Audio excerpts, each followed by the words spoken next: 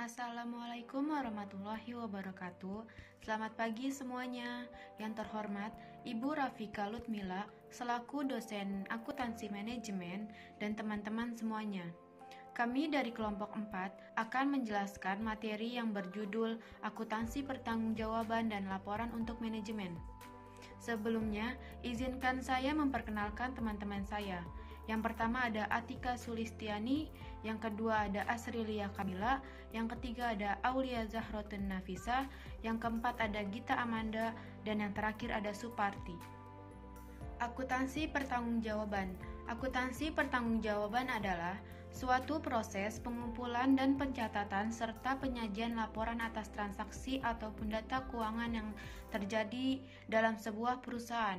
Laporan yang disajikan dapat digunakan untuk membantu manajemen dalam memperoleh informasi yang berhubungan dengan pendapatan dan biaya sebagai ukuran kegiatan yang telah dilaksanakan berdasarkan tanggung jawab yang telah ditetapkan. Di dalam pelaksanaan akuntansi pertanggungjawaban terdapat beberapa syarat penetapan yang harus dipenuhi, seperti yang dikemukakan oleh Mulyadi adalah sebagai berikut. Yang pertama ada struktur organisasi, yang kedua ada anggaran, yang ketiga ada penggolongan biaya, yang keempat ada sistem akuntansi biaya, yang kelima ada sistem pelaporan biaya. Baik, selanjutnya akan dibacakan oleh Aulia Zahrotun Nafisa. Tujuan akuntansi pertanggungjawaban menurut Siddhartha 2004 mengatakan bahwa akuntansi pertanggungjawaban memberikan sarana-sarana dasar untuk mengadakan evaluasi atas kemampuan setiap manajer. Akibatnya, selain menyebabkan pimpinan tertinggi selalu mendapatkan informasi, akuntansi pertanggungjawaban juga membantu memberikan rangsangan insentif bagi setiap manajer melalui laporan prestasi kerja performance report. Manfaat akuntansi pertanggungjawaban ada 3. Yang pertama, akuntansi pertanggungjawaban sebagai dasar penyusunan anggaran. Yang kedua, akuntansi pertanggungjawaban sebagai penilai kerja manajer pusat pertanggungjawaban. Yang ketiga, akuntansi pertanggungjawaban sebagai alat motivasi manajer. Pusat pertanggungjawaban ialah setiap unit kerja dalam organisasi yang dipimpin oleh seorang manajer yang bertanggung jawab atas aktivitas yang dilakukan atau unit organisasi yang dipimpinnya. Menurut Hansen Mowon 2005, pusat pertanggungjawaban adalah suatu segmen bisnis yang manajernya bertanggung jawab terhadap serangkaian kegiatan-kegiatan tertentu. Ada 4 tipe pusat pertanggungjawaban, yaitu 1. Pusat biaya atau cost center, 2. Pusat pendapatan atau revenue center, 3. Pusat laba atau profit center, 4. Pusat investasi atau investment center. Slide selanjutnya akan dibacakan oleh Gita Amanda. Pengukuran kinerja pusat investasi. Pengukuran kinerja pusat investasi dapat menggunakan rasio return on investment dan laba residual income. Merupakan kemampuan manajemen dalam mengoperasionalkan aktiva atau harta untuk mendapatkan laba-laba perusahaan, yaitu bisa dibedakan atas yang pertama, laba kotor atas penjualan, yang kedua, laba operasi, yang ketiga, laba bersih. Dan yang A, menggunakan rumus ROI tergantung dari kewenangan manajer investasi. Jika manajer investasi memiliki kewenangan perolehan sumber dana, sumber pembiayaan investasi, terutama dari yang diperoleh dari kreditor, utang, maka ROI dihitung dan laba bersih dengan rumus sebagai berikut. ROI sama dengan laba bersih atau earning after tax dibagi aktiva operasi rata-rata. Yang B, jika manajer investasi tidak memiliki kewenangan atau perolehan sumber dana, sumber biaya investasi, keputusan pembiayaan investasi berada di manajer puncak, maka ROI dihitung dari laba operasi atas harta operasi rata-rata. Dengan rumus sebagai berikut, ROI sama dengan laba operasi atau earning before interest and tax dibagi aktiva operasi rata-rata. Perhitungan ROI dapat juga dihitung dengan rumus berikut. ROI sama dengan perputaran harta aset turn off dikali aset dikali laba operasi bisa disebut juga sebagai operating profit margin atau earning before interest and tax. Dan juga ada rumus perputaran harta sama dengan sales dibagi dengan aktiva operasi rata-rata, dan operating profit margin sama dengan laba operasi dibagi dengan sales. Sehingga ROI dapat dihitung dengan rumus ROI sama dengan perputaran harta dikali laba operasi atas penjualan, atau ROI asset turnover X operating profit margin. Jika ROI dihitung dari laba bersih atau penjualan, maka ROI sama dengan perputaran harta dikali laba bersih atas penjualan, atau ROI asset turnover X net profit margin. Sekian dari saya, akan dilanjutkan dengan Pati. Terima kasih.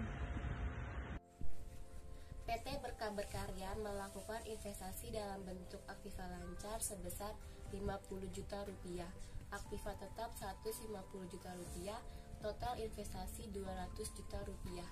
Sumber pembiayaan berasal dari modal sendiri 150 juta rupiah dengan hasil yang diharapkan 24%. Sisanya 50 juta rupiah berasal dari utang dengan bunga 12%. Pada periode tahun berjalan, perusahaan mampu menjual barang sebesar 450 juta rupiah dengan harga pokok penjualan 250 juta rupiah, biaya pemasaran 10 juta rupiah, biaya administrasi 5 juta rupiah, pajak perseroan 20%. Berapa besarnya ROI dan biaya modal? Tabel perhitungan laba rugi PT Berkah Berkarya yaitu penjualan 450 juta dikurang harga pokok penjualan 250 juta. Jadi laba kotor atas penjualannya 200 juta rupiah. Biaya pemasaran 10 juta rupiah, biaya administrasi 5 juta rupiah. Totalnya 15 juta rupiah. Jadi laba operasinya yaitu 200 juta rupiah dikurang 15 juta rupiah sama dengan 185 juta rupiah. Bunga 12% dikali 50 juta rupiah sama dengan 6 juta rupiah. Laba sebelum pajaknya yaitu 185 juta rupiah dikurang 6 juta rupiah sama dengan 179 juta rupiah. Pajak perseroan 20% dikali 179 juta rupiah sama dengan 35.800.000 rupiah. Laba bersihnya yaitu 179 juta dikurang 35.800.000 rupiah sama dengan 143.200.000 rupiah. Berdasarkan laba operasi sama dengan 185 juta rupiah dibagi 200 juta rupiah dikali 100% sama dengan 92,5%. Berdasarkan laba bersihnya sama dengan 143.200.000 rupiah dibagi 200 juta rupiah dikali 100% sama dengan 71,6%. Biaya modal rata-rata tertimbang sama dengan 0,12 dikali 1 dikurang 0,20 dikali 50 juta rupiah dibagi 200 juta rupiah ditambah 0,24 dikali 150 juta rupiah dibagi 500 juta rupiah sama dengan 0,096 atau 9,6%. Nilai ROI lebih besar daripada biaya modal rata-rata tertimbang. Berarti PT Berkah Berkarya memiliki prestasi kerja karena dapat menaikkan nilai harta operasi secara akuntansi menjadi nilai perusahaan yang sedang berjalan. Oke, slide selanjutnya akan dilanjutkan oleh Atika. Laporan untuk manajemen. Laporan untuk manajemen adalah suatu dokumen yang berisi data dan analisis kinerja perusahaan dalam mengelola bisnisnya. Agar manajemen bisa membuat keputusan dan saran yang tepat, maka dibutuhkannya laporan yang akurat dan valid. Yang A, ada beberapa prinsip dasar laporan yang efektif, yaitu yang pertama, konsep pertanggungjawaban harus digunakan. Yang kedua, prinsip acceptation seharusnya digunakan sebaik-baiknya. Yang ketiga, angka-angka dalam laporan sebaiknya ada pembandingannya. Yang keempat, laporan sebaiknya makin tingkat atas makin berbentuk ringkasan. Yang kelima, laporan sebaiknya meliputi komentar dan keterangan serta interpretasi yang baik dari pembuat laporan. B. Syarat-syarat tambahan laporan yang efektif antara lain yang pertama, tepat pada waktunya, yang kedua sederhana, yang ketiga bahasa mudah dipahami pembaca, yang keempat laporan menggambarkan hal-hal yang sebenarnya, yang kelima sedapat mungkin bentuknya menarik. Jenis-jenis laporan. Laporan-laporan dalam perusahaan untuk manajemen dapat dikelompokkan menjadi 3. Yang pertama, laporan perencanaan atau planning report. Yang kedua, laporan-laporan pengawasan atau control report. Yang ketiga, laporan-laporan informasi atau information report. Selanjutnya, saya akan mengasih contoh laporan-laporan. Yang pertama, laporan-laporan perencanaan, contohnya yaitu laporan perencanaan jangka pendek, laporan perencanaan jangka menengah, laporan perencanaan jangka panjang. Yang kedua, laporan-laporan pengawasan, contohnya yaitu laporan perbandingan anggaran dengan aktual dari laporan estimasi, posisi kas, dan realisasinya. Terakhir, laporan-laporan informasi.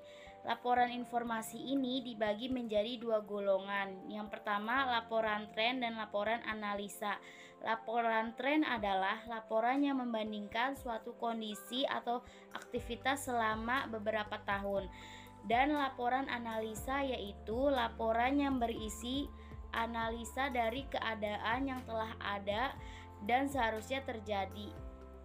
Sekian presentasi dari kelompok kami. Mohon maaf bila ada kesalahan. Assalamualaikum warahmatullahi wabarakatuh.